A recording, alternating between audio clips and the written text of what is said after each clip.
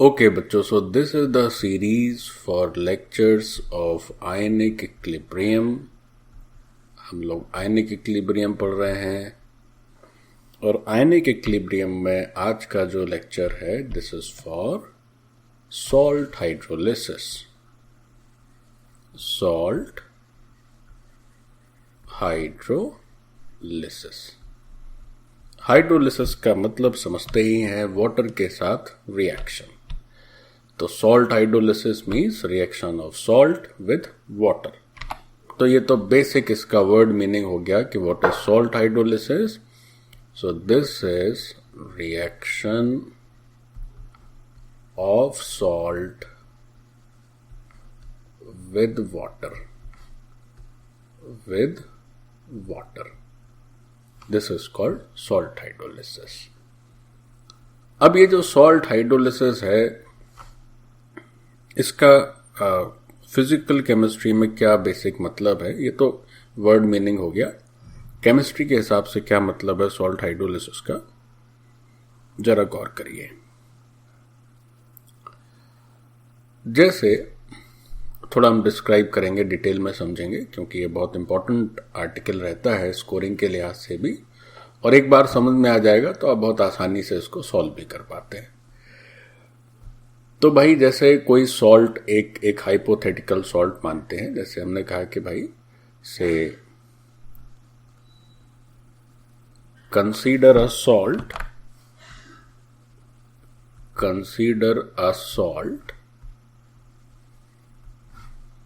से the salt is AB, salt is AB। अब ये जो सॉल्ट्स होते हैं जनरली आयनिक सॉल्ट्स ही होते हैं। तो इस AB में एक कैटाइन है A plus and the other is anion which is B minus. So एक हमने ये हाइपोथेटिकल सॉल्ट अज्यूम कर लिया, से दिस इज AB। अब बात करी जा रही है इसके हाइड्रोलिसिस की। तो देखो हाइड्रोलिसिस क्या होता है। तो अगर हम A प्लस और B माइनस को वाटर के साथ रिएक्ट कराएं तो क्या होता है बच्चों की यहां पर इस सॉल्ट में दो मेंबर्स हैं। The first member is a cation and the second member is a A9. तो अगर हम दोनों को पहले अलग अलग देखते हैं, तो जब एक सॉल्ट की वाटर के साथ रिएक्शन होती है तो क्या होता है कि दरअसल ये कैटाइन अलग से वाटर से रिएक्ट करता है और ये एनाइन भी सेपरेटली वाटर से रिएक्ट करता है। तो क्या होगा कि जैसे हमने A प्लस को, अभी इसके आगे मैंने कुछ नहीं लिखा, ऐसे ही छोड़ देते हैं, A प्लस को सेपरेटली हाइड्रोलाइज किया। तो जब हम A प्लस को सेपरेटली हाइड्रोलाइज कर रहे हैं तो ये प्लस है चूंकि, तो वाटर भी चूंकि पोलर कंपाउंड है H प्लस OH माइनस, तो ये जो A प्लस है ये इस वाटर के OH माइनस को एक्सेप्ट कर लेगा या एक्सट्रैक्ट कर लेगा and the resulting will be H plus only. ठीक, तो इस रिएक्शन को नाम दिया जा सकता है that this is hydrolysis of cation. से इसको अगर हम नंबरिंग कर दें, this is reaction number 1, this is reaction number 2, and now come to the third reaction. In this reaction हमारे पास जो B माइनस था उसको वाटर के साथ ट्रीट कराए तो रिजल्ट आया BH और OH माइनस। क्या रिजल्ट आया? BH और OH minus. So this is called hydrolysis of anion. This is called hydrolysis of anion. Now if you add these two reaction, second and third, तो जब आप add कर देंगे तो क्या हो जाएगा? A प्लस B माइनस एक साथ हो जाएंगे। जैसे आप सेकेंड और थर्ड को से ऐड करो, so if you add these to तो A प्लस B माइनस आ जाना है, यहां पर बच्चों 2H2O आ जाना है ना, क्योंकि दोनों का H2 एक साथ ऐड हो जाएगा। सामने देखेंगे तो you will get AOH plus BH, इसके साथ साथ H प्लस और OH माइनस भी आ जाना है। तो ये जो H प्लस OH माइनस है ये एक H2O को निपटा देगा। तो ले दे के हमारे पास जो रिजल्ट आएगा, that result is A plus B minus, और you can say straight away AB plus H2O, this gives AOH plus BH, है ना, this gives AOH plus BH. So these are the three reactions by which we can understand about the hydrolysis. First separately for cation, then separate hydrolysis for anion, and then hydrolysis of whole salt. तो ये होता है hydrolysis. अब ये जो तीन reaction आप देख रहे हैं, इन तीन रिएक्शन में एक छोटा सा टेक्निकल फॉल्ट है। छोटा सा फॉल्ट नहीं, बड़ा फॉल्ट है। फॉल्ट ये है कि ये जो हाइड्रोलिसिस हमेशा यूनिडायरेक्शनल हो, ऐसा नहीं होता है ना। ये हाइड्रोलिसिस में हमने क्या किया है, सभी में यूनिडायरेक्शनल रिएक्शन कर दी है, ये गलत है। ये जो एरो है ये इस तरह से हो, ऐसा नहीं होता है। क्या होगा? अच्छा, एरो का क्या सिग्निफिकेंस है यहाँ पर, क्यों इसको डायरेक्टली यूनिडायरेक्शनल नहीं लिख सकते, अभी थोड़ा नहीं समझ पाएंगे, as we are just starting the salt hydrolysis. पहले आप इतना लिख लीजिए, फिर मैं एक नोट लिखवा दूंगा, तो वो जस्टिफाई करता रहेगा कि हमने ऊपर जो सॉल्ट हाइड्रोलिसिस में यूनिडायरेक्शनल बिहेवियर बताया है, दिस इज नॉट अप्रोप्रिएट। तो वो क्यों अप्रोप्रिएट नहीं है, that we will discuss, but let us first understand about the reactants and products only, है ना, कि कैसे कैटाइन का हाइड्रोलिसिस होगा। तो जब कैटाइन का हाइड्रोलिसिस होगा तो वाटर का OH माइनस वो एक्सेप्ट कर लेगा, H प्लस रिलीज कर देगा। फिर यही जब एनाइन का हाइड्रोलिसिस होगा तो वाटर का H प्लस एक्सेप्ट कर लेगा, OH माइनस रिलीज कर देगा। और इन दो रिएक्शन को जब आप ऐड करेंगे तो A plus B minus overall neutral plus H2O, तो जो कैटाइन है वो इसके एनाइन को एक्सेप्ट करेगा और जो एनाइन है वो वाटर के कैटाइन को एक्सेप्ट करेगा। तो एक बनेगा AOH और दूसरा बनेगा BH। It of the three reactions shown are not unidirectional. Are not unidirectional. Why?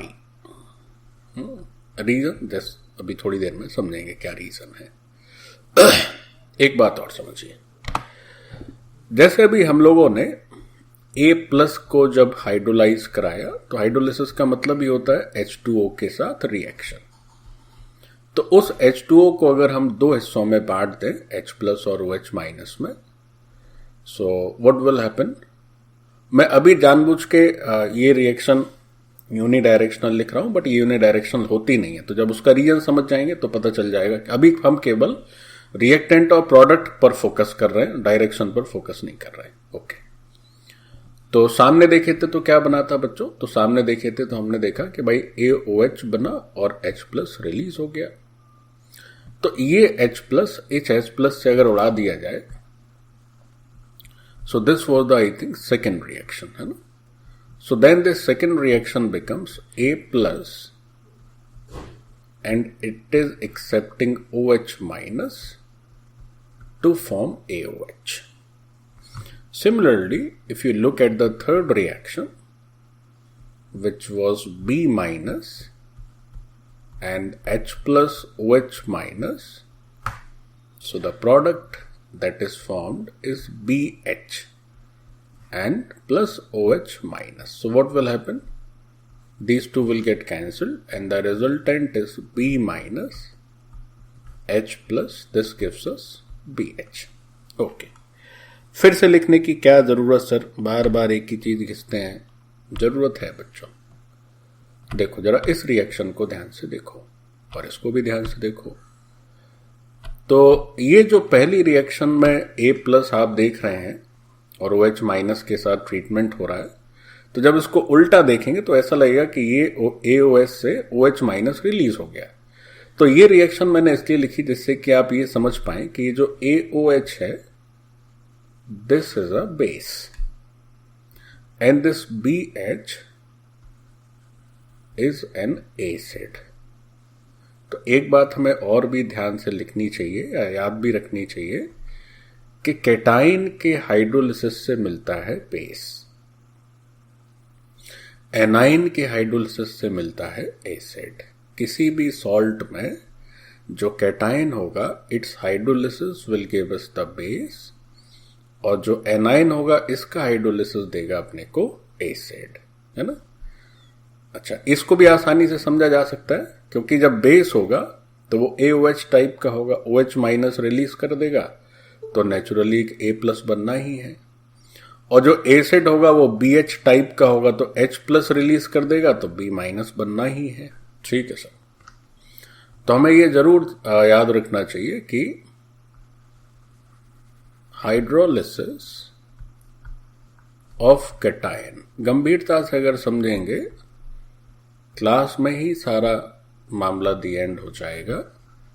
बस एक बार घर पर गंभीरता से रिवाइज करने से this part will be absolutely clear तो खैर क्लास में हो जाएगा, लेकिन घर पर एक बार करेंगे तो और पक्का हो जाएगा। देखो, अगर हम कैटायन का हाइड्रोलिसिस करते हैं तो हमें ठीक ध्यान से याद रखना है कि कैटायन के हाइड्रोलिसिस का मतलब होगा OH- एक्सेप्ट करेगा तो जो प्रोडक्ट बनेगा उसमें OH आएगा, आप ऐसे याद रख लीजिए। और जब OH आएगा मतलब बेस ही होगा। और जब एनाइन का हाइड्रोलिसिस करेंगे तो ऐसे याद रखिए, तो ये तो एनाइन है तो वाटर का H+ लेगा तो H नजर आएगा उसमें, तो नेचुरली वो H नजर आएगा तो वो एसिड की तरह काम करेगा। तो ये तो हो गए इंडिविजुअल कैटाइंस और एनाइंस के हाइड्रोलिसिस के प्रोडक्ट्स। तो अभी तक की बात में हाइड्रोलिसिस का मतलब क्या है, रिएक्टेंट और प्रोडक्ट समझ गए। अब बात करते हैं ये यूनिडायरेक्शनल नहीं होता है, क्यों नहीं होता, let us see why this direction is showing which is wrong. अब बात करते हैं इसकी डायरेक्शन की, क्यों गलत कर रहे हैं हम लोग, जरा गौर से समझिए। हम 2 रिएक्शन लिखेंगे तो देख के बात आपको स्पष्ट हो जाएगी कि कहां गड़बड़ी हो जा रही है। तो हम लोग क्या कर रहे हैं कि कुछ एसिड बेस रिएक्शन को जरा कंसीडर करते हैं। सो कंसीडर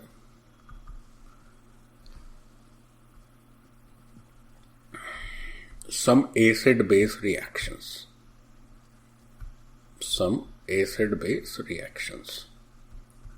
तो एसिड बेस रिएक्शन जब होती है तो वो एक न्यूट्रलाइजेशन टाइप ऑफ रिएक्शन रहता है जिसमें सॉल्ट और वाटर का फॉर्मेशन होता है ना।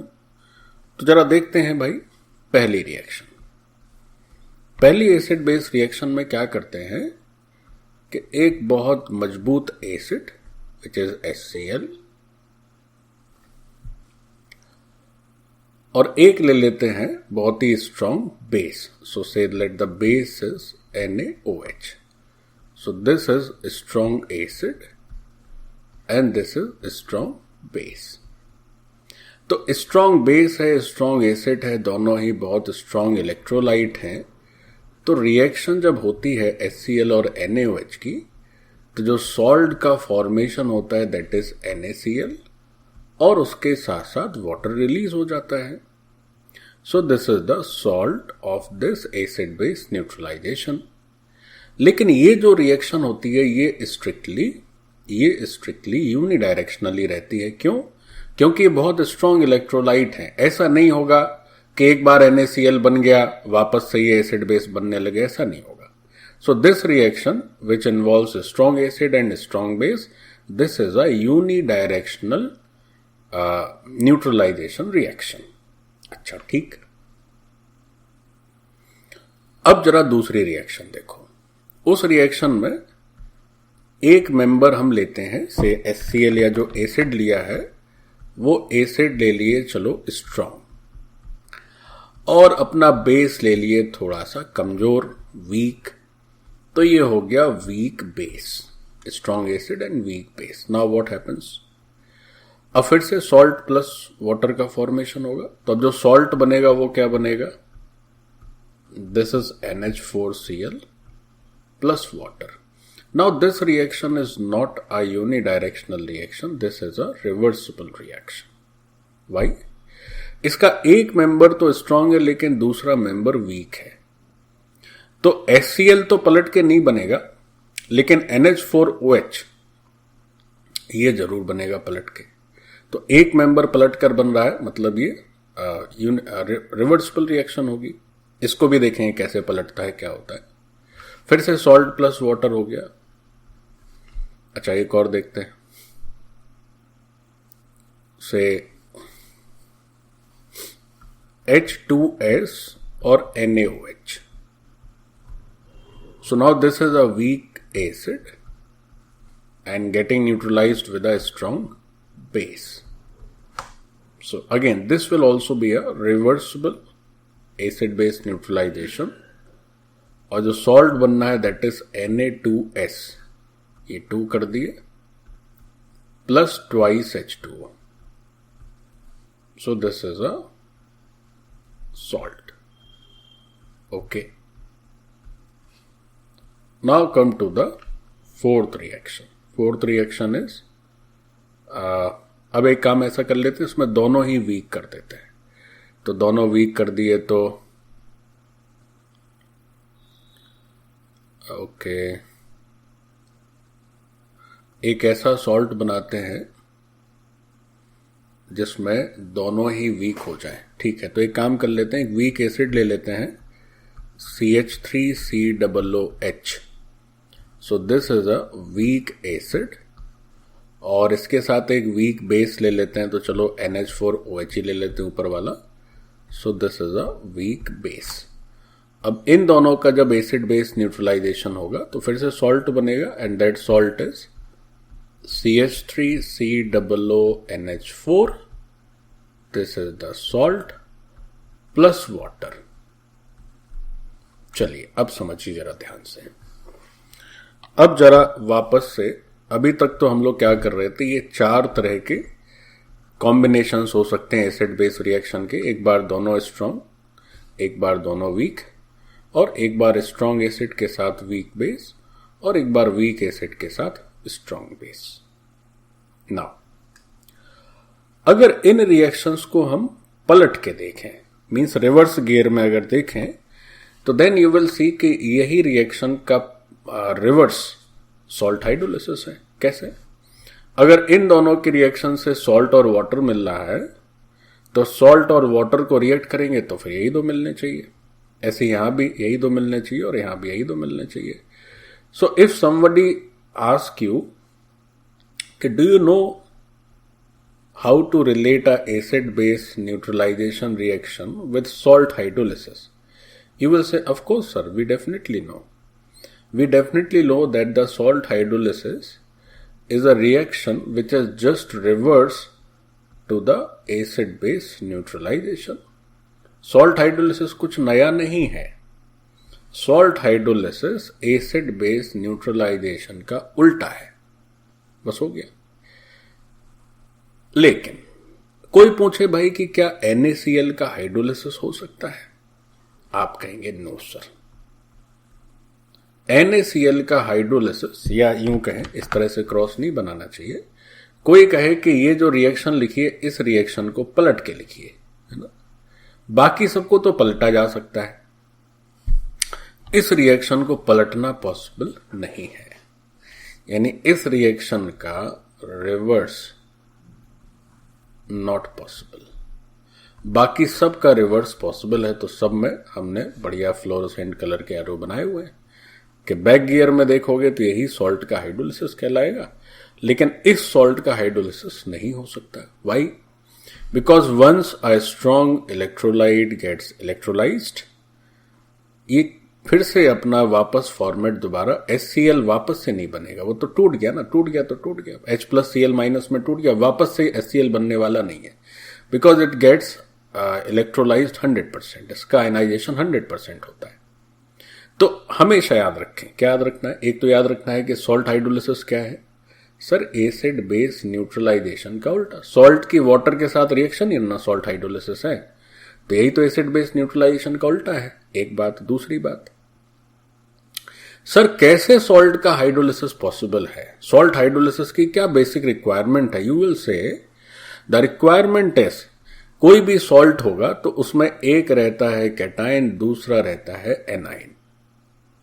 कैटाइन संतान है इस बेस का और A9 is the child of acid in all salts. जैसे CH3COO NH4+, जो कैटाइन है वो बेस की संतान है और जो एनाइन है वो एसिड की संतान है, Na+H2-।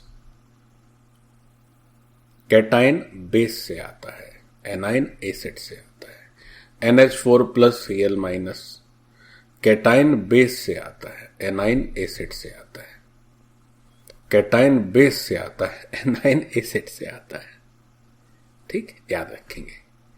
तो ये जो कैटाइन और एनाइन है सर, इन दोनों के पेरेंट्स, कैटाइन का पेरेंट बेस, एनाइन का पेरेंट एसिड। सर अगर इन दोनों के पेरेंट स्ट्रांग हैं तो फिर ऐसे सॉल्ट का हाइड्रोलिसिस नहीं होगा।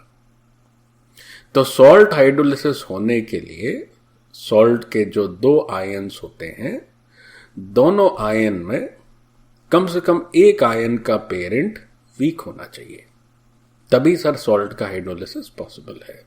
Either both weak, very nice, और अगर एक वीक होगा तब भी सॉल्ट हाइड्रोलिसिस हो जाएगा।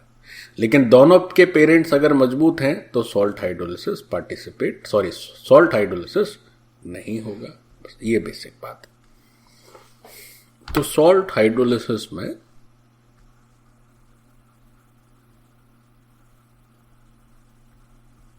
important things to remember. Important things to remember. First thing,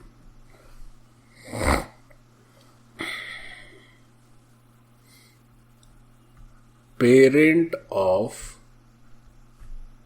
cation, याद रखना है, ये होता है बेस। पेरेंट ऑफ एनाइन, ऐसा पेरेंट बोल के कहीं नहीं लिखा रहता है, बट हम लोग इसी तरह से संबोधित करेंगे आज के लेक्चर में। तो हमें समझना होगा कि ये कैटाइन जो है वो बेस से जनरेट हुआ है तो बेस इसका पेरेंट है, एनाइन एसिड से जनरेट हुआ है तो एसिड इसका पेरेंट है। First thing. सेकेंड थिंग बहुत इंपॉर्टेंट स्टेटमेंट है, salt hydrolysis is possible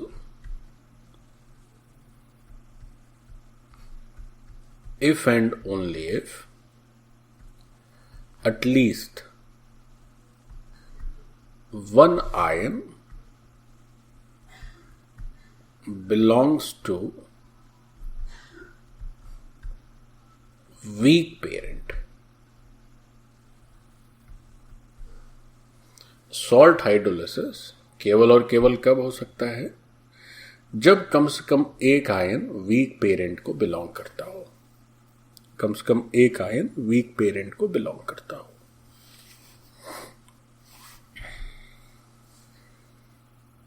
इसी को दूसरे शब्दों में ऐसे लिख सकते हैं कि if both ions belong to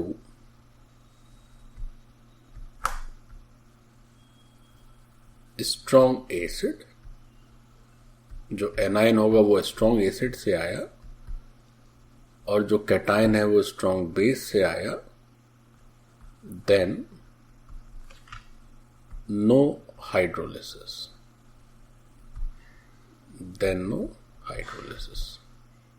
तो अब शायद ये बात स्पष्ट रही होगी कि जो भी सॉल्ट हाइड्रोलिसिस की रिएक्शन है why they are strictly reversible, है ना। तो जो तीसरा इंपॉर्टेंट पॉइंट है जो शुरुआत में मैंने बताया था कि हम लिख तो रहे हैं लेकिन गलत लिख रहे हैं, वो जानबूझ के बताया था कि अब आपको समझ में आएगी बात कि जो सॉल्ट हाइड्रोलिसिस है, salt hydrolysis is just reverse to acid base reaction, or salt hydrolysis is strictly reversible in nature. Strictly reversible in nature. ये डेफिनेटली एक रिवर्सिबल रिएक्शन ही होनी चाहिए, या होती है, होनी क्या चाहिए, होती ही है. सो ये बहुत ही बेसिक इंपॉर्टेंट पॉइंट्स हैं about salt hydrolysis, that it is reverse to acid base reaction. And next thing, it is strictly reversible in nature. ये कभी भी यूनिडायरेक्शनल नहीं हो सकता है. और सॉल्ट हाइड्रोलिसिस होने के लिए कम से कम एक आयन के पेरेंट को वीक होना पड़ेगा. अब हम देखते हैं कि ये सॉल्ट हाइड्रोलिसिस का एक्चुअल मैकेनिज्म क्या है ना, how it actually takes place. So let's study about the mechanism of salt hydrolysis. What is the mechanism of this salt hydrolysis? Let us see. देखिए, तो हम क्या करते हैं, एक सॉल्ट कंसीडर कर रहे हैं, से CH3 COONA. ठीक, तो ये जो सॉल्ट है, इस सॉल्ट में दरअसल दो आयंस है, एक CH3COONA minus, sorry CH3COO minus और Na प्लस. तो हमें याद है कि चूंकि एनाइन एसिड से जनरेट होता है, तो इसके जो पेरेंट्स हैं वो पेरेंट है CH3COOH which is weak. So this is from weak parent, और इनके पेरेंट है NaOH. चूंकि ये बेस से जनरेट हुआ है तो NaOH से जनरेट हुआ है. So this belongs to strong parent. Sp means strong parent, Wp means weak parent. तो हमने सीखा है कि भाई सॉल्ट का हाइड्रोलिसिस हो तो कम से कम एक के पेरेंट वीक हो, तभी हाइड्रोलिसिस पॉसिबल होता है. Okay, now look at the hydrolysis, how it actually takes place. तो जब हाइड्रोलिसिस कराते हैं CH3COONA का, तो मतलब हुआ कि इसको पानी के साथ ट्रीट कराइए, तो परिणाम क्या बनता है, परिणाम बन जाता है CH3COOH और दूसरा बनता है NaOH. So this is the reaction which is called salt hydrolysis.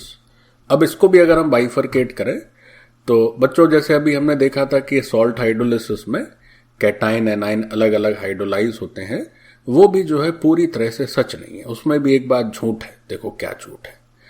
जैसे यहां पर भाई दो एनाइन आ गए, एक है CH3COO माइनस और दूसरा है Na प्लस. तो जब हम CH3COO माइनस को वाटर के साथ ट्रीटमेंट इसका कराते हैं, या ये जब हाइड्रोलाइज होता है, तो it forms a weak acid which is CH3COOH, और उसके साथ साथ OH माइनस रिलीज हो जाता है. तो ये तो बात समझ में आती है, चूंकि ये भाई वीक एसिड है, तो इसको अगर हम थोड़ा सा और अगर स्पष्ट करके लिखें तो तुम्हें एक बात और समझ में आ जाएगी. देखो, इस रिएक्शन को कोई ऐसे भी लिख सकता है ना, कोई इस रिएक्शन को ऐसे भी लिख सकता है, थोड़ा सा और आसान हल्का हो जाएगा. CH3COO माइनस तो लिखा ही है, वाटर को लिख दिए H प्लस और OH माइनस अलग अलग सेपरेट कर दिए, और ये हो गया CH3COOH और OH माइनस. अब क्या किए, दोनों साइड से एक एक OH माइनस उड़ा दिए. तो आप देख रहे हैं कि भाई ये CH3COOH का आयनाइजेशन है, और CH3COOH चूंकि एक वीक एसिड होता है तो इसका आयनाइजेशन अगर पीछे की तरफ देखें, बैकवर्ड ईयर में देखें, तो इसका आयनाइजेशन है और आयनाइजेशन डेफिनेटली रिवर्सिबल होता है। तो ये बात तो समझ में आ गई। तो भाई एनाइन का हाइड्रोलिसिस तो समझ में आ गई, ये बात तो क्लियर हो गई। This is hydrolysis of A9. Okay, now if we look at the hydrolysis of cation, what will happen? Cation का हाइड्रोलिसिस देखिए। तो जब हम कैटाइन का हाइड्रोलिसिस कराएंगे तो यहां कैटाइन कौन था? हाँ, Na प्लस कैटाइन है। अब इसका हाइड्रोलिसिस कराइए। तो Na प्लस का हाइड्रोलिसिस कराएंगे तो यू विल गेट NaOH और H प्लस। इसी को थोड़ा और आसानी से समझा जाए तो ऐसा कर देते हैं, Na प्लस वाटर की जगह H प्लस OH माइनस कर दिए और यहां पर ये लिख दिए और यहां पर ये लिख दिए। ये H प्लस इस H प्लस से निकल लेगा और ये कर दिए और ये भी कर दिए। ये सरासर झूठ है, ये कहां से हो जाएगा? जरा सोचिए, NaOH का आयनाइजेशन कभी रिवर्सिबल हो सकता है? Not possible at all. It's a wrong reaction. जब ये रॉन्ग है तो फिर ये भी रॉन्ग है। हाँ, तो ये जो रिएक्शन लिखी है तो हो ही नहीं सकती है, कहां से हो जाएगी? यानी कि ये जो हाइड्रोलिसिस किया है कैटाइन का, इसका हाइड्रोलिसिस पॉसिबल ही नहीं है, क्योंकि NaOH Na plus OH minus में तो डिस्ट्रीब्यूट हो सकता है, लेकिन वो भी क्या होता है कि यूनिडायरेक्शनल होती है, वो तो इस उल्टे डायरेक्शन में रिएक्शन होगी। ये रिएक्शन फॉरवर्ड रिएक्शन ये वाली हो ही नहीं सकती है, कभी होगी नहीं। तो एक बार अगर वो डिसोसिएट हो गया तो फिर जुड़ेगा कैसे? वापस थोड़ी बनता है NaOH। तो ये रिएक्शन तो गलत है।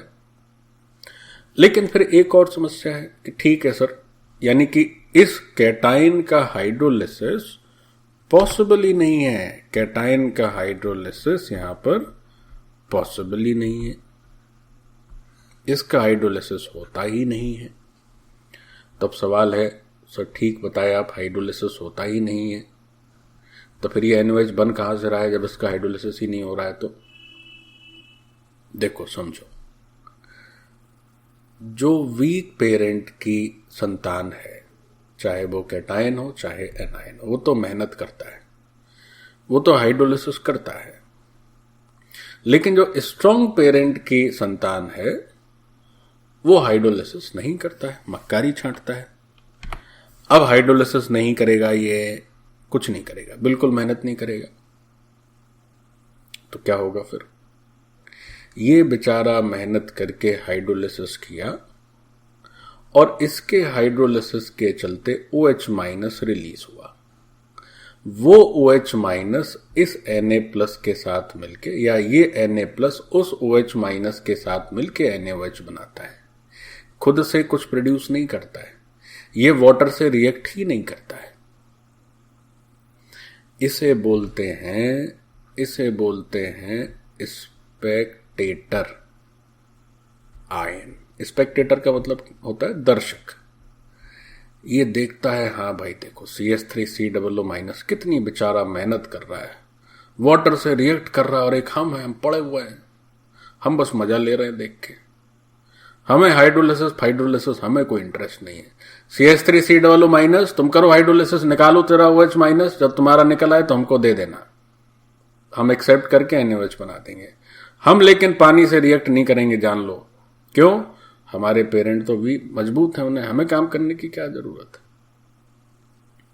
तुम्हें जरूरत है तुम करो, हम कुछ नहीं करेंगे, हम पड़े रहेंगे। जब तुम्हारा हो जाए OH माइनस तुम निकाल देना तो हमको बता देना, हम ले लेंगे तुम्हारा OH माइनस और NaOH बना देंगे, रिएक्शन को कंप्लीट कर देंगे, लेकिन हम हाइड्रोलिसिस नहीं करेंगे क्योंकि हमारा पेरेंट मजबूत है।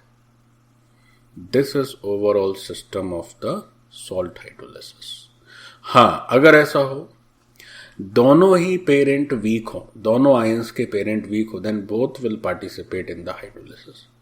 एक के वीक एक के स्ट्रॉन्ग वाला ion is a spectator ion, it does not hydrolyse. और ये क्या करेगा कि दूसरा जो हाइड्रोलिसिस हो रहा है उसके फलस्वरूप जो निकलेगा H प्लस निकले या OH माइनस निकले उसको एक्सेप्ट करके प्रोडक्ट बना देगा। और अगर दोनों के एपीरेंट कैसे हो, मजबूत, या हम क्यों करें हाइड्रोलिसिस, दूसरा कहेगा तुम नहीं करोगे तो हम क्यों करें, हम भी तो अच्छे, हमारे घर में भी मजबूती है, हम भी काम नहीं करेंगे, तुम भी मत करो। यहां पर क्या है, जिसके यहां मजबूती नहीं है बेचारा काम करता है, जिसके यहां वो काम नहीं, निठल्ला पड़ा हुआ है, स्पेक्टेटर है, दर्शक है, देख रहा है हाइड्रोलिसिस, अच्छा ठीक, हम नहीं करेंगे hydrolysis. This is salt hydrolysis. तो वो जो Na प्लस है और जो OH माइनस है, जरा गंभीरता से समझें, ये है आपका spectator ion. Please switch off the mic. और ये जो OH माइनस है ये कहां से जनरेट हुआ है, this is due to hydrolysis of CH3COO minus. देन क्या बन जाता है, तब बनता है NaOH। तो इस NaOH में जो OH है वो असल में बेस का हिस्सा नहीं है, वो OH माइनस वहां से आया है, इसके हाइड्रोलिसिस से आया है, ठीक है। इसलिए ये NaOH, तो तब जब कंप्लीट रिएक्शन होती है तो उसमें हमें सामने NaOH भी दिखता है, लेकिन Na प्लस वाटर के साथ ट्रीट नहीं करता है, ध्यान रहे इस बात का। तो क्या लिखना है हमें, स्पेक्टेटर आयन,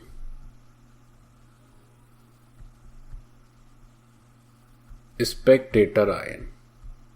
इवन यहां पर क्या करना चाहिए, नहीं ठीक है चलो, Spectator ion,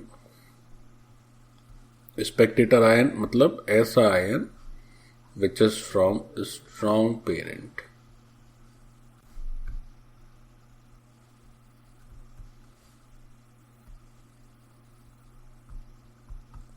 does not participate in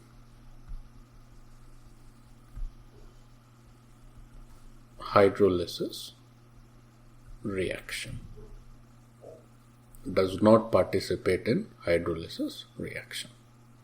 ठीक से ध्यान रखना इस बात का, स्पेक्टेटर आयन को हाइड्रोलिसिस में कोई रुचि नहीं है।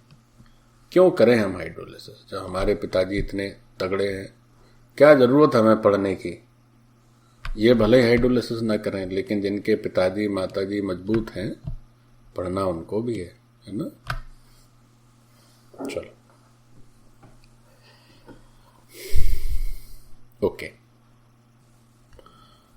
okay, so let's have another example।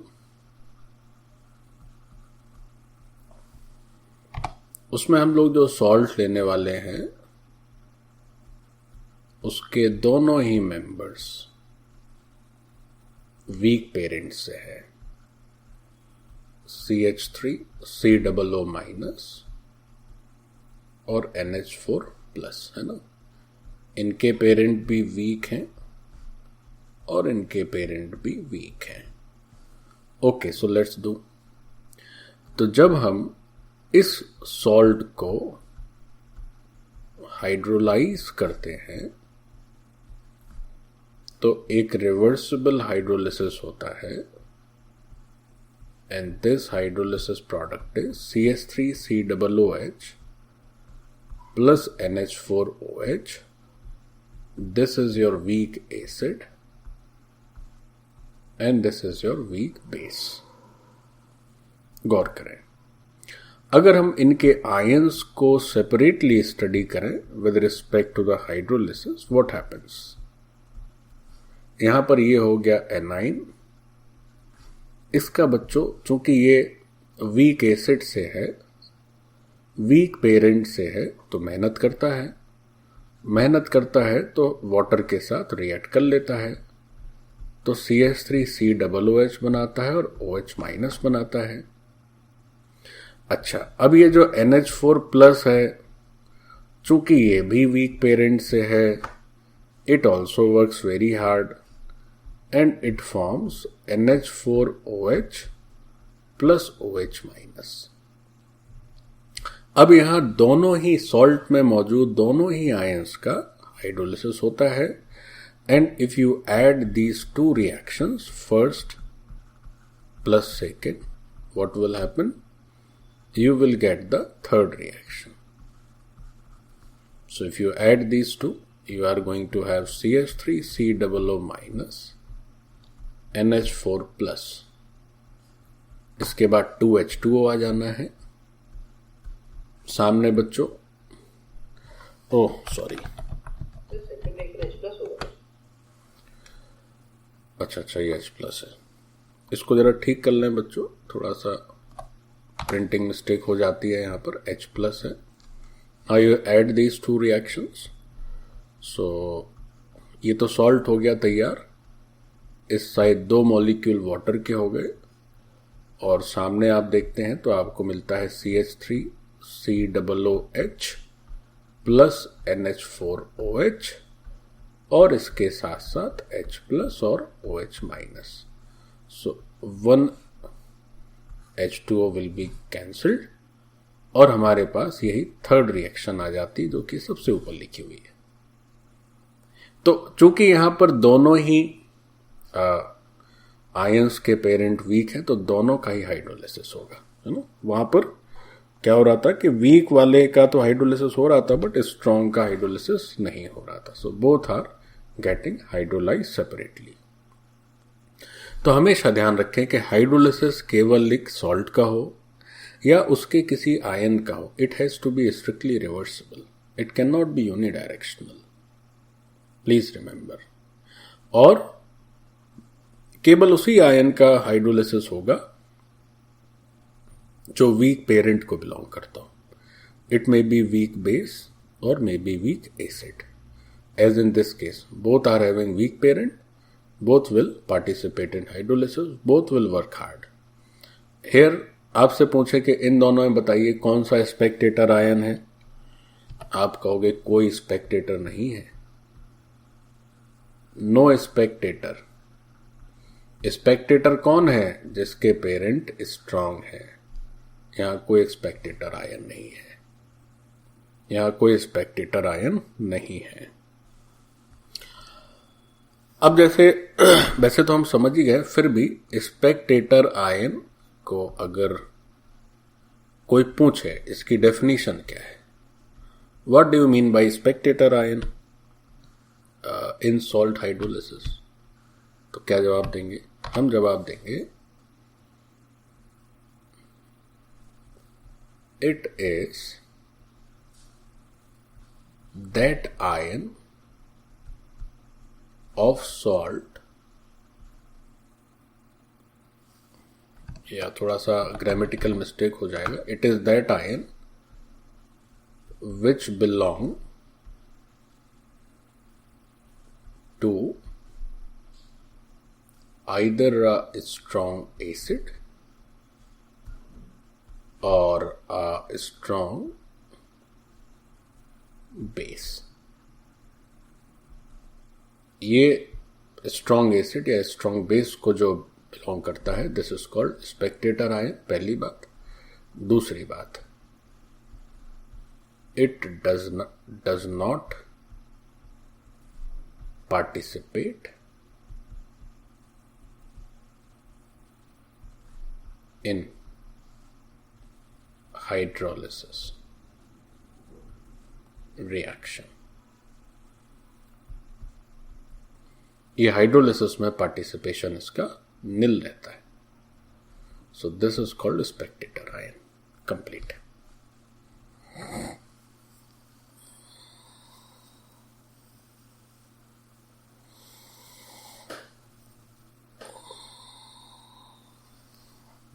एक और एग्जांपल कर लेते हैं तो और अच्छा हो जाएगा। जैसे अगर हम पूछें आपसे कि भाई NaCl का हाइड्रोलिसिस कराइए, क्या होगा? आप कहेंगे NaCl का मतलब हुआ सर Na प्लस और Cl माइनस। सर दोनों ही तो स्ट्रॉन्ग एसिड, ये स्ट्रॉन्ग बेस, यानी ये कहां से आया है, ये आया है NaOH से, और ये कहां से आया है, ये आया है सर HCl से।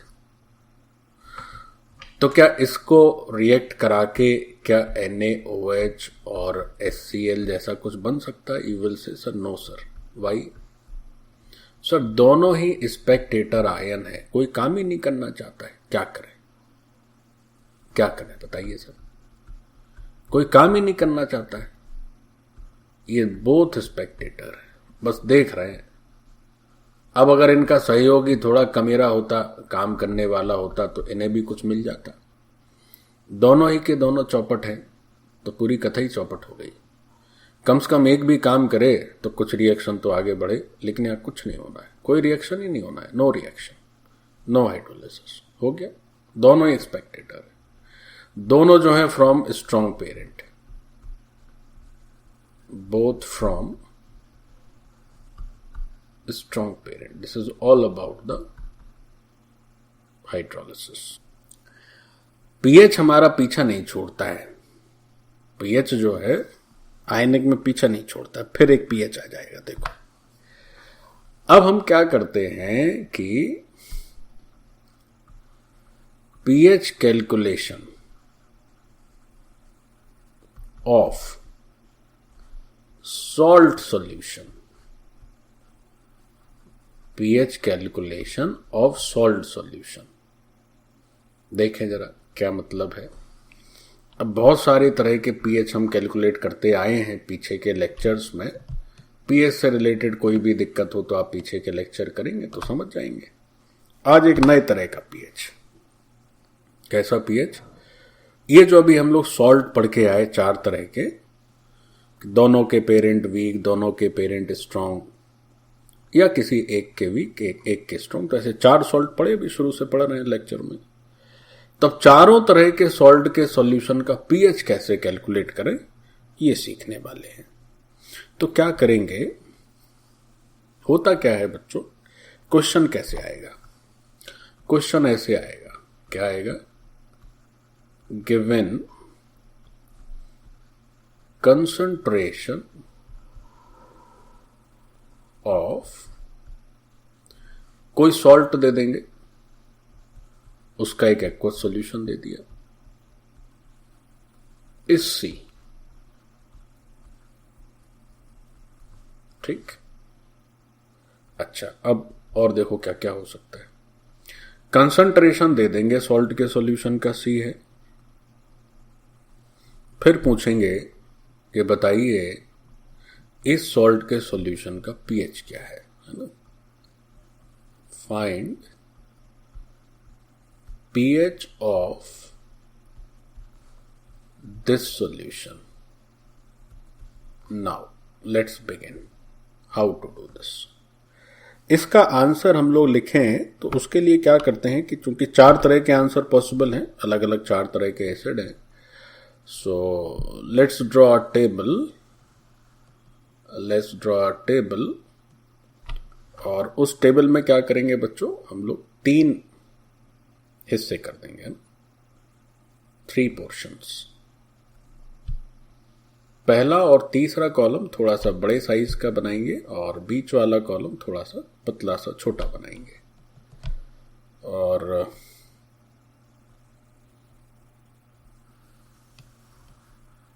ओके, देखें क्या करना है। फर्स्ट कॉलम में our heading would be nature of salt.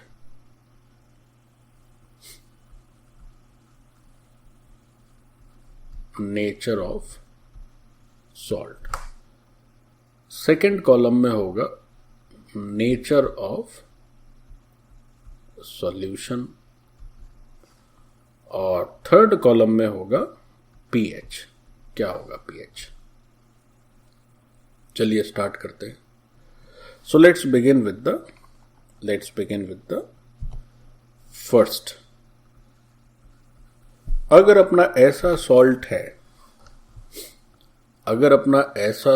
है which is of strong acid plus strong base, अगर ऐसा सॉल्ट है, जैसे एग्जाम्पल लिया जाए स्ट्रॉन्ग एसिड और स्ट्रॉन्ग बेस, तो इस तरह से क्वेश्चन में लिखा रहेगा, वो कहेंगे C मोलर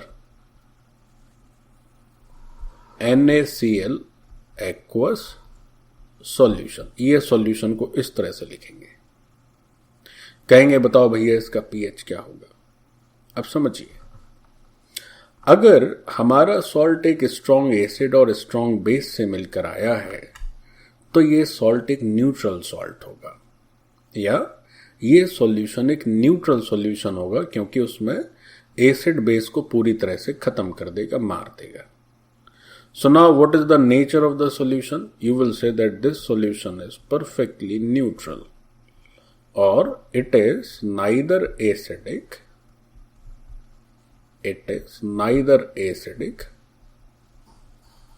nor basic। तो आप इसका pH क्या कहेंगे? pH would be 7। हमेशा एक अगर स्ट्रॉन्ग एसिड है और एक स्ट्रॉन्ग बेस है तो वो हमेशा एक न्यूट्रल सॉल्यूशन होगा और उसका pH भी 7 आएगा।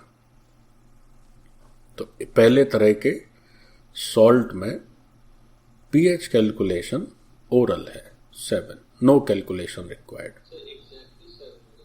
एग्जैक्टली 7 होगा। अब बात आई कि सर फिर C मोलर का क्या मतलब है? C मोलर का मतलब है तुम्हें उल्लू बनाने के लिए। C वो ऐसे लिख दें कि भाई हमारे पास एक सॉल्यूशन है which is C1 molar NaCl, दूसरा सॉल्यूशन है C2 मोलर NaCl। बताइए दोनों के pH में क्या फर्क है? आप कहेंगे साहब कोई फर्क नहीं है, दोनों एक ही है तो काय का फर्क, जब pH तो 7 ही आना है ना। तो इसके pH में जब कैलकुलेशन करेंगे तो कंसंट्रेशन का कोई रोल नहीं है, no role of concentration C, useless है। पहला निपट, सॉल्ट हो weak acid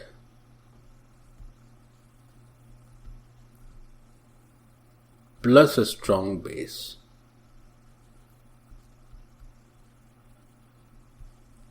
salt of weak acid plus strong base, जैसे वीक एसिड हो गया NH4OH, तो और स्ट्रॉन्ग बेस, सॉरी क्या बोल दिया मैंने, वीक एसिड हो गया CH3COOH और स्ट्रॉन्ग एसिड हो गया NaOH, तो CH3COONA। कहां से बना ये बना CH3COOH which is a weak acid plus a strong base which is NaOH।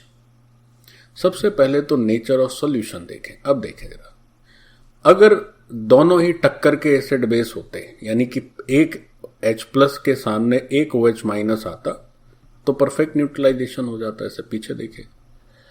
अब यहां पर क्या है कि वीक एसिड का मतलब हुआ कि H प्लस जो है वो OH माइनस की तुलना में कम पड़ जाएंगे।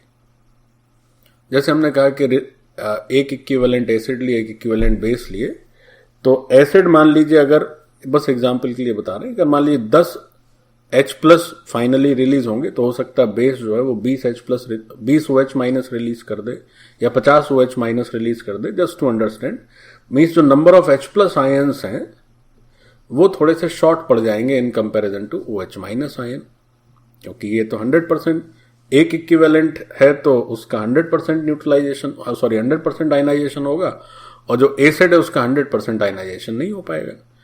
तो H प्लस की तुलना में OH माइनस की संख्या अधिक हो जाएगी उस सॉल्यूशन में। तो जितने H प्लस थे वो तो OH माइनस से निपट जाएंगे, कुछ OH माइनस एक्स्ट्रा भी बच जाएंगे। तो अगर हम एक सॉल्यूशन ऐसा ले जिसमें कि वीक एसिड और स्ट्रॉन्ग बेस होगा, तो नेचुरली सॉल्यूशन की जो प्रकृति है या उसका जो नेचर है, that nature would be a basic solution.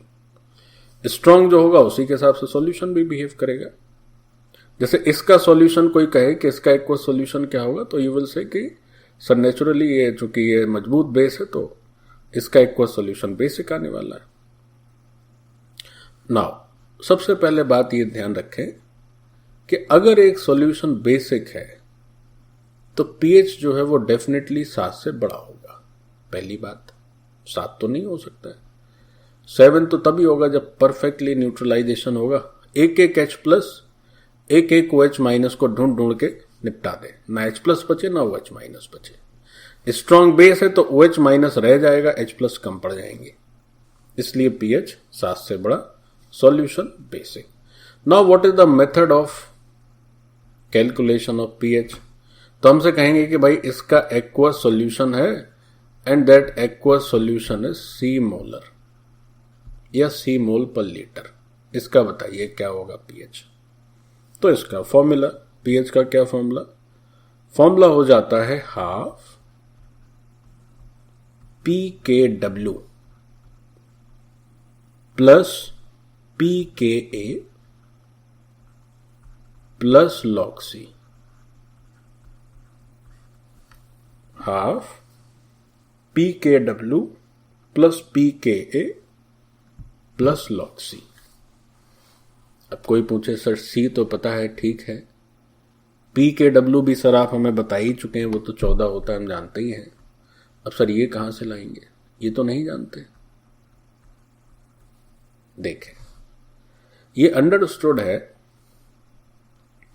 जब ये क्वेश्चन हमें दिया जाएगा तो इसमें चूंकि एक है वीक एसिड, तो जो वीक कंपोनेंट होता है उसका डिसोसिएशन कांस्टेंट भी हमेशा गिवन रहता है क्वेश्चन में। जैसे ये स्ट्रॉन्ग इस बेस है तो इसका डिसोसिएशन कांस्टेंट की जरूरत ही नहीं है फॉर्मूले में, और वैसे भी अनफाइनाइट होगा या अनडिफाइंड हो जाएगा।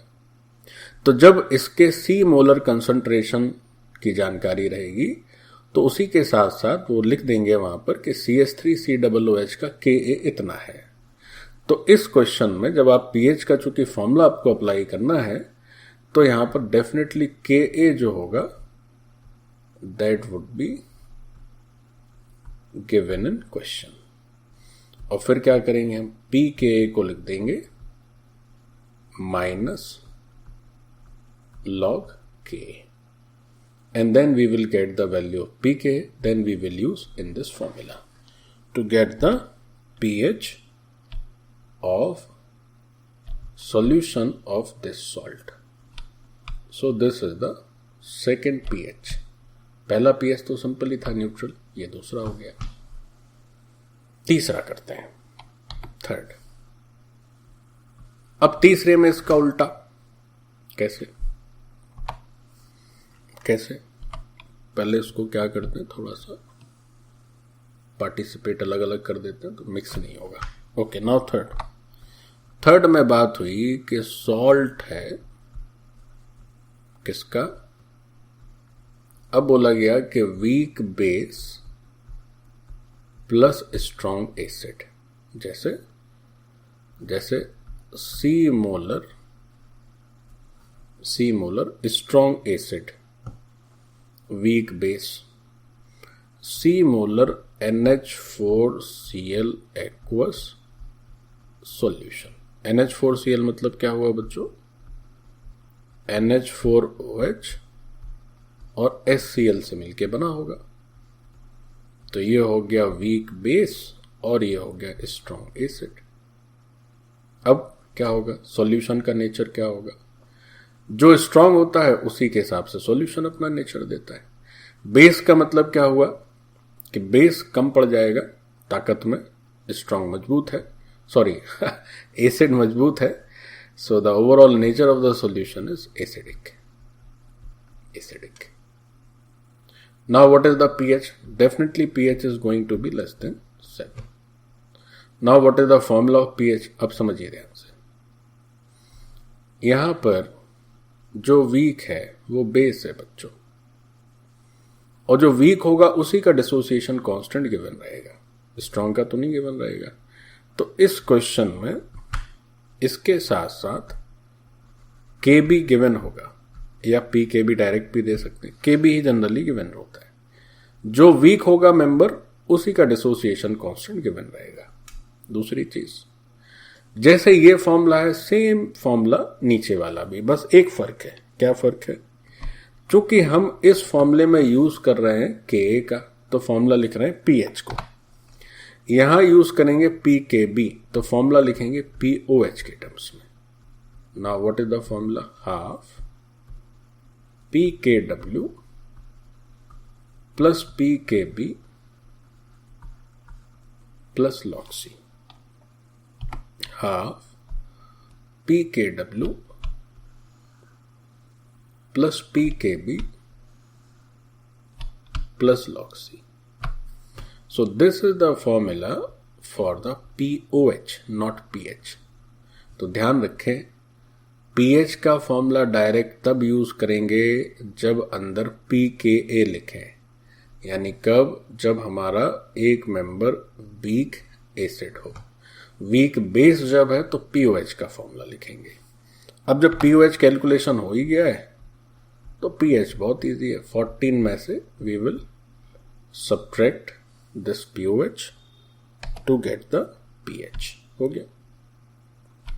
तो लेकिन डायरेक्ट pH का फॉर्मूला यहां पर आपको याद नहीं करना है। आपको चूंकि ये सिमेट्री रहती है तो माइनस प्लस का झंझट नहीं रहता है। आप ठीक क्या करें, जैसे बताया गया वैसे याद रखें। इसमें आपको pH याद रखना है, इसमें POH याद रखना है। POH मान लीजिए 6 आ गया तो pH वुड बी 8। अब ऐसा हो नहीं सकता है। क्यों नहीं हो सकता? यहां पर चूंकि एसिडिक सॉल्यूशन है तो डेफिनेटली यहां पर जो pH आने वाला है वो 7 से कम ही आएगा। ऊपर लिख भी दिया है। तो POH अगर 8 आ गया तो pH 6 आ जाएगा, लेकिन आएगा हमेशा 7 से कम ही। 7 से आपका pH बड़ा आने लगा मतलब आप गलत कर रहे हैं, क्योंकि जो स्ट्रांग है accordingly to that nature of the solution हो जाता है और उसी के हिसाब से pH आएगा। So this is the third type of salt solution.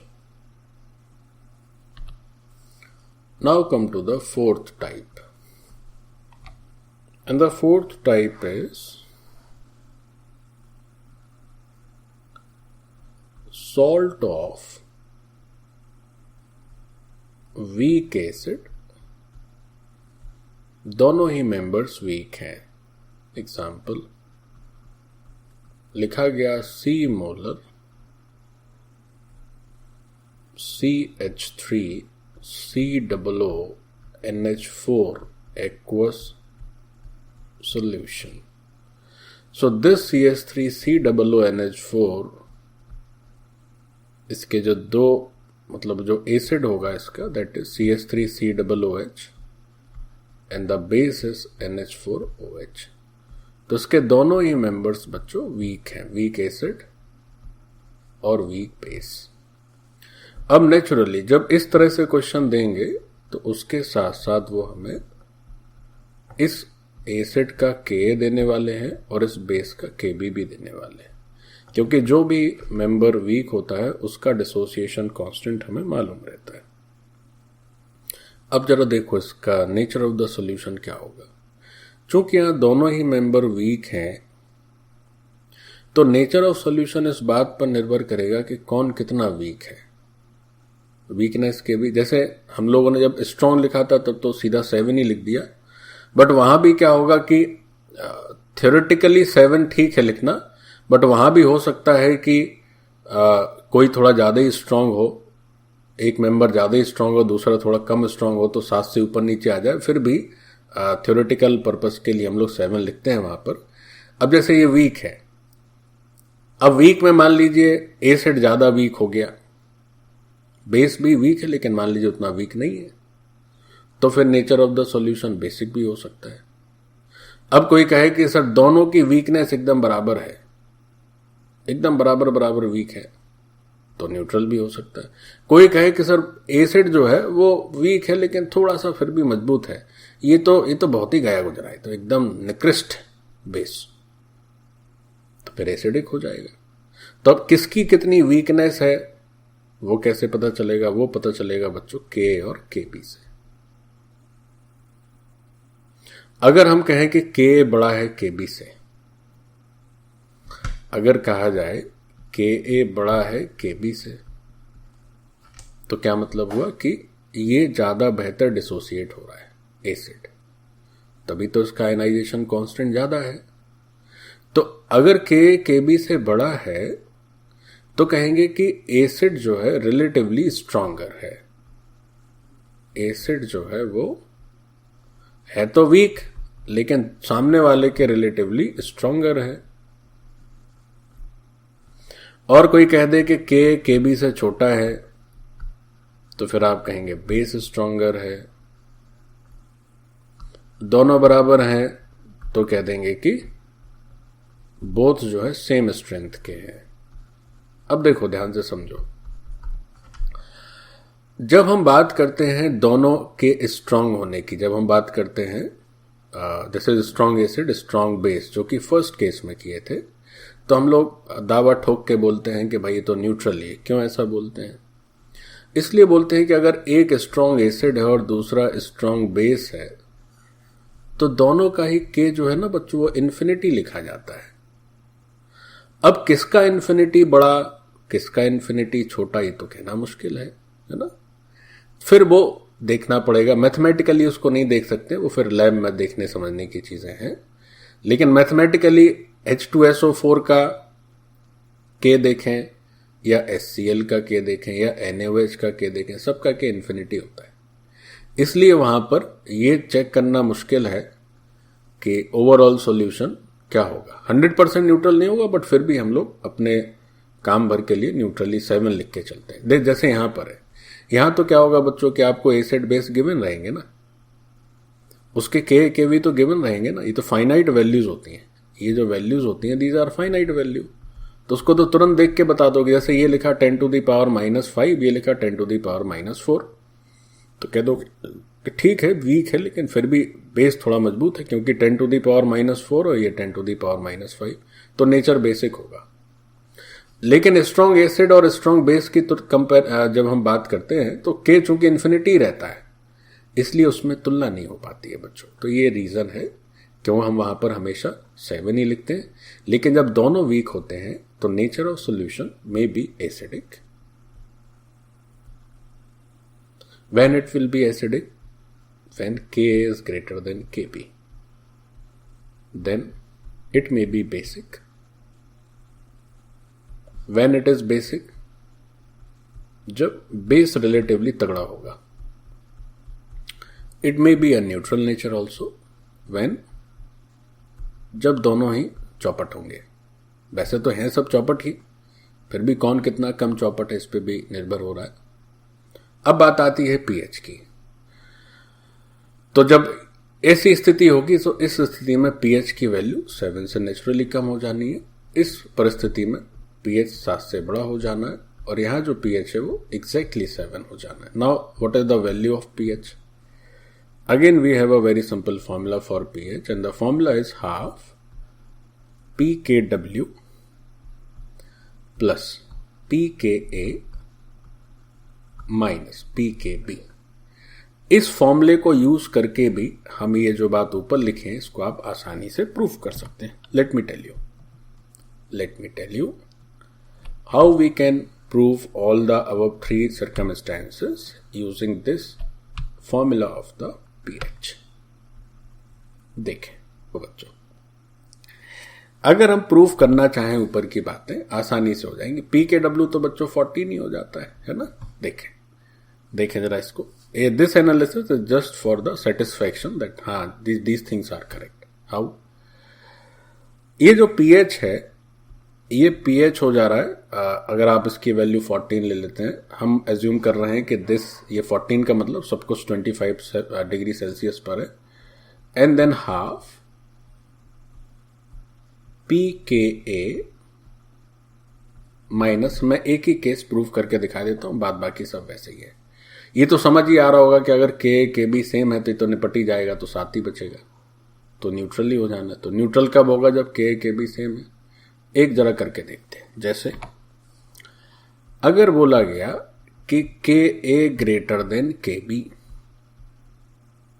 मतलब पी के less than P K B.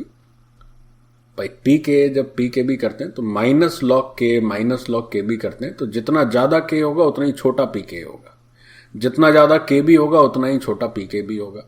तो के बी छोटा है तो पी के बी बड़ा हो गया। अच्छा ठीक, ऐसा हो गया। ऐसा होने से जो पी एच आने वाला है that is 7 plus. Now p K b is larger, so this will be a negative value. So now this will be less than 7. And if it is less than 7, the solution is acidic. Acidic ही होना चाहिए था। क्यों? Ka बड़ा है Kb से, यानी acid है तो दोनों ही कमजोर, लेकिन उसमें भी एसिड थोड़ा सा मजबूत है, तो नेट सॉल्यूशन भी एसिडिक हो जाएगा। एसिडिक ही आ रहा है। एक बात ये हुई। ऐसे ही आप के लेस देन के बी को भी चेक कर सकते हैं, तो वहां से बेसिक आ जाएगा। अगली इंपॉर्टेंट बात, जब ऐसा सॉल्ट हो जिसमें दोनों ही मेम्ब्रान्स जो है वो वीक हो, तो ये सी जो है यूजलेस है, यानी उसके कंसंट्रेशन का कोई मतलब नहीं है। देखो इस फॉर्मूले में तो कोई कहीं पर आए नहीं कंसंट्रेशन, तो कंसंट्रेशन का यूज सेकंड और थर्ड केस में, फर्स्ट केस में भी किसी काम का नहीं, वहां तो पीएच दावा ठोक के साथ ही लिखना है। और चौथे में भी इस कंसंट्रेशन का कोई यूज नहीं है, because there is no term involving C. तो ये बात भी ठीक से दिमाग में रखी जाए कि कंसंट्रेशन ऑफ सच सॉल्यूशन, जिसको कि आपने सी लिखा है, is useless in pH calculation. This is absolutely useless in pH calculation. Now अब होगा क्या, पी के डब्ल्यू दुनिया जानती है 14 होता है। मेन जो सारी लड़ाई है वो किसकी है? सारी लड़ाई है इस पीएच की, पी के ए की, पी के बी की। जनरली आपको के बी गिवन रहेगा तो पीएच पूछा जाएगा। ऐसा भी कर सकते हैं, पीएच दे दें, पी के ए दे दें, पी के बी पूछ लें, तो पहले के बी निकालिए फिर पी के बी निकालिए, कुछ भी। Out of these 3, 2 shall be given, 1 shall be asked. That's all about the salt solutions, pH. This segment is also over.